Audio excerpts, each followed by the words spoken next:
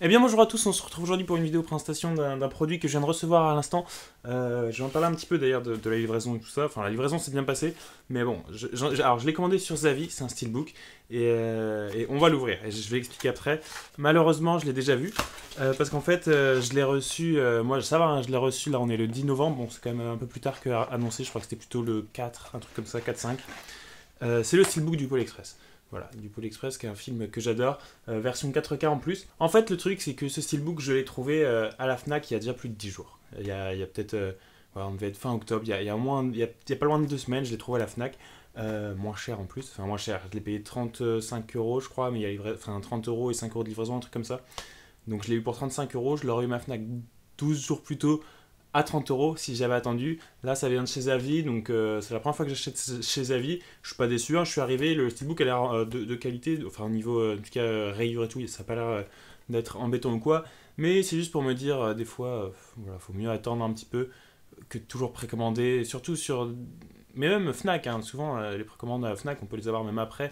La mise en rayon c'est assez aléatoire selon les magasins, les zones où on habite. Et je sais que moi j'ai la chance en général d'avoir des mises en rayon qui sont assez tôt, que ce soit à la Fnac ou Leclerc, sur les nouveaux arrivages. Donc je ferais mieux d'attendre, ça m'apprendra, parce que je l'aurai eu moins cher et plus rapidement, tout simplement, voilà, et donc, enfin, plus rapidement et moins cher, mais aussi, voilà, j'aurais pu choisir un steelbook qui ne me semblait pas abîmé. Là, c'est un peu la loterie, même si celui-là a l'air bon. Bon, du coup, je l'ai déjà vu en vrai à la Fnac, alors je ne l'ai pas vu déballer, donc on va le déballer.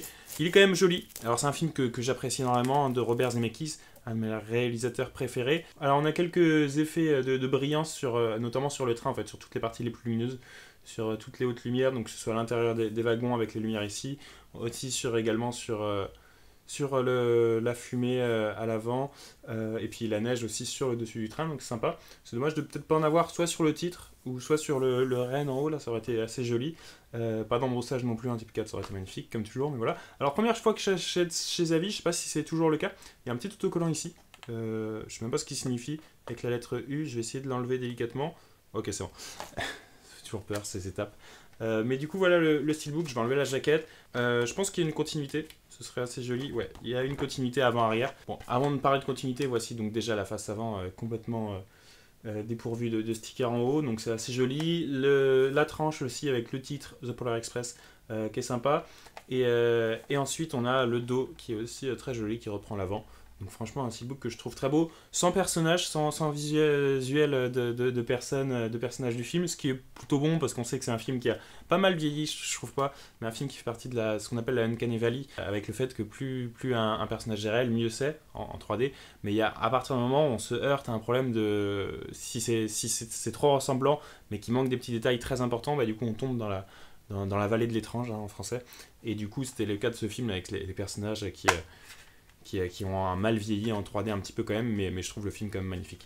L'intérieur, des choses assez sympas. Déjà, on a les deux disques ici sérigraphiés, donc c'est cool. Alors, c'est pas grand chose, il y a juste la version noire, et ça, c'est assez clair. Je crois que c'est la première fois que je vois ça sur ça. Pour la version 4K, on a le film en noir, et pour la version Blu-ray, enfin le CD, pardon, on a le CD en bleu, donc qui ressemble les deux couleurs. Tout simplement 4K et Blu-ray classique, hein, qu'on reconnaît partout sur tout ce qui est packaging. Et l'intérieur est assez joli aussi, avec encore une fois une continuité à l'intérieur, enfin une image principale qui revient sur tout le long de la fin du film. Donc voilà, bon, c'est un steelbook quand même que je trouve très joli, que je suis très content d'avoir, que je vais pouvoir exposer sur mon mur derrière ensuite.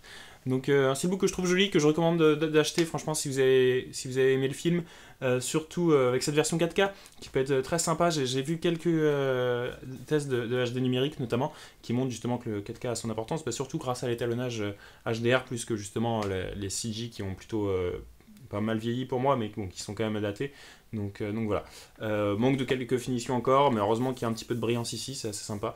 Mais voilà. Bon, j'espère que cette vidéo review vous aura plu. On se retrouve pour un prochain achat, une prochaine vidéo. Merci d'avoir regardé, à bientôt.